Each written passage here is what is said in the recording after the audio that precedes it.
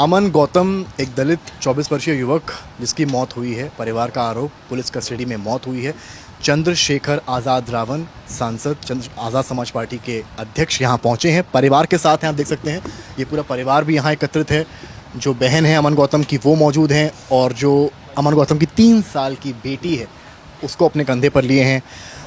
आज़ाद साहब, आप यहाँ पहुँचे हैं, क्या कुछ बातचीत हुई है, कैसे पूरे मामले का दुख सुनने के बाद मेरे पास शब्द नहीं है कि मैं क्या कहूँ। इस 3 साल की नन्ही बच्ची को मैं क्या जवाब दूँ, किसके पिता को क्यों मारा गया, और फिर इसकी पत्नी को, अमन की जो छोटी बहन है हमारी, उसको क्या जवाब दूँ, इसकी बहन सुधा को मैं क्या जवाब, इनके आंसुओं का मैं किससे जवाब मांगूँ।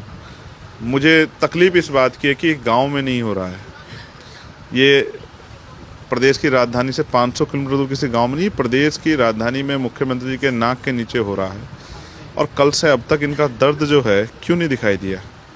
क्या वो जो नारा लगाते हैं बटेंगे तो कटेंगे, तो ये बटेंगे कटेंगे में ये सिर्फ चुनाव में आते हैं। चुनाव के बाद भी इनकी कुछ हैसियत है उनकी नज़रों में। इनको FIR कराने के लिए सड़क पर आंदोलन करना पड़ा रात को 12 बजे तक। उसके बाद इनको लाठियों से फटकारा गया, वीडियोज हैं जिस तरह मारा गया। अधिकारी, पुरुष अधिकारी महिलाओं के सीने पे पैर रख के कहते हैं कि जाओ, जिससे तुम पे जो उखड़ता हो उखाड़ लो, जो तुम जिसको बुलाना हो बुला लो।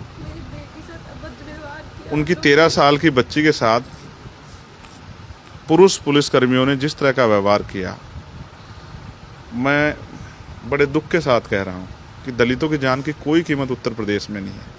उत्तर प्रदेश में दाल महंगी है, दलित की जीवन सस्ता है। अभी 4 लोगों के साथ परिवार में, वो भी 3-3 साल के बच्चे थे अगर आपको याद हो, जिनकी हत्या की गई थी। और अब ये सब कुछ मुख्यमंत्री जी के कार्यकाल में हो रहा है। मैं इस परिवार के लिए न्याय की मांग करता हूं कि इस मामले में न्यायिक जांच हो। जिन अधिकारियों ने अच्छा व्यवहार नहीं किया, वो इस परिवार को न्याय क्या दिलाएंगे। इस घटना की न्यायिक जांच होनी चाहिए। और जिस तरह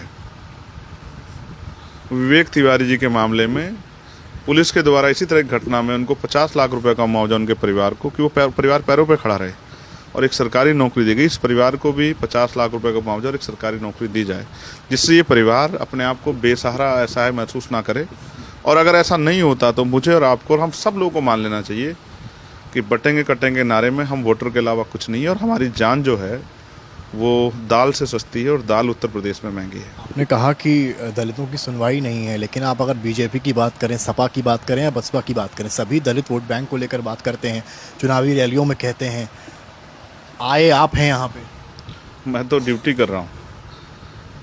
मैं जब तक जीऊँगा इनके लिए काम करता रहूँगा, और मेरा जीवन इनको समर्पित। मैंने 1 साल पहले गोली खाई थी।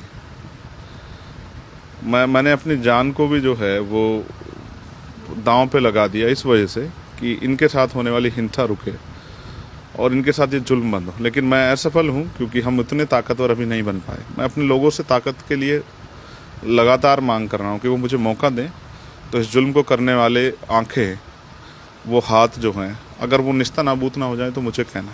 मायावती ने भी एक्स पर पोस्ट किया कल इस मामले को। मैं उनका धन्यवाद करता हूँ कि उनको थोड़ी चिंता अभी बाकी है उनकी। लेकिन सच ये है कि लखनऊ में रहने वाले नेताओं को मेरा इंतज़ार नहीं करना चाहिए था। उनको मुझसे पहले इस परिवार के साथ खड़े होकर साबित करना था कि वो सिर्फ वोट के लिए इस परिवार को के पक्ष में नारे लगाते हैं।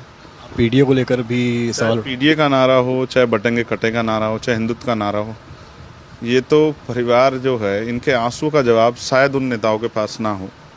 इनका दोष क्या है आपको पता है? जब अमन के साथ ये हुआ, उससे पहले वो धार्मिक तौर पे माता के जागरण के लिए जो है वो चंदा इकट्ठा कर रहा था। मेरे पास शब्द नहीं है, क्योंकि इस घटना के बाद इनके साथ मारपीट भी की गई, इनको डराया भी गया। 6 बजे इनके घर पे, और इनकी डेड बॉडी भी नहीं दे रहे थे। उन तो कह रहे थे यहीं से सीधे लेके जाके शमशान घाट में जलाओ, जबकि ये जो हैं नहीं चाहते, ये अपने घर लाना चाहते हैं उसको, उसके बाद क्रिमिनेशन करना चाहते हैं। मैं कुछ नहीं कह सकता, मुझे बड़े दुख के साथ कहना पड़ रहा है कि बिना संघर्ष के इस परिवार को न्याय नहीं मिलेगा। उसने कहा पोस्टमार्टम रिपोर्ट में चोट नहीं है, दिल का दौरे से मौत हुई। मैं फिर आपसे कहूँगा कि दिल के दौरे के पड़ने की नौबत आई कैसे? वो कौन सी स्थिति थी कि दिल का दौरा पड़ गया है? अब से पहले तो उसे कभी दिल का दौरा नहीं पड़ा। वो परिस्थिति क्या थी जब उन्होंने उसको मारा, उसको डराया, क्या पता कहाँ मारा होगा जिससे वो उसका हार्ट बीट इतनी बढ़ी कि उसको अटैक आ गया। अगर दिल के दौरे से वो ही है।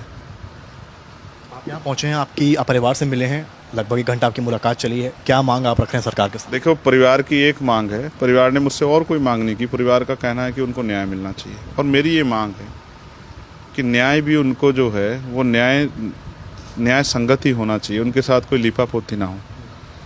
तो उन जिन पे एफआईआर हुई है उन पे कार्रवाई हो। जिन लोगों ने बदतमीजी की है, रात मारपीट की है, लाठो वीडियो में है, उन अधिकारियों को सस्पेंड किया जाए और इस परिवार को विवेक तिवारी जी की तरह, क्योंकि ये भी समाज का हिस्सा है, उनको 50 लाख रुपए का मुआवजा, एक सरकारी नौकरी दी जाए और इनके आंसू पूछे जाएं।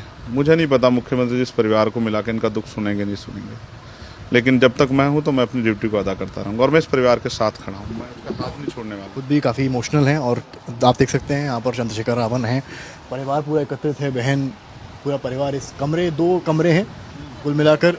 हाँ, ये तो चाची का घर है, हमारा तो इससे भी छोटा सा कमरा है। चाची का घर है जहाँ पर आए, यानी कि एक राजनेता को ये परिवार अपने घर भी नहीं बुला सकता था। कमरा उस परिवार का इतना छोटा था। वो कह रही हैं कि कमरा इतना छोटा है जहाँ इतने लोग इकट्ठा ही नहीं हो सकते थे। कैमरामैन रोहित के साथ समर्थ श्रीवास्तव, लखनऊ, आज तक।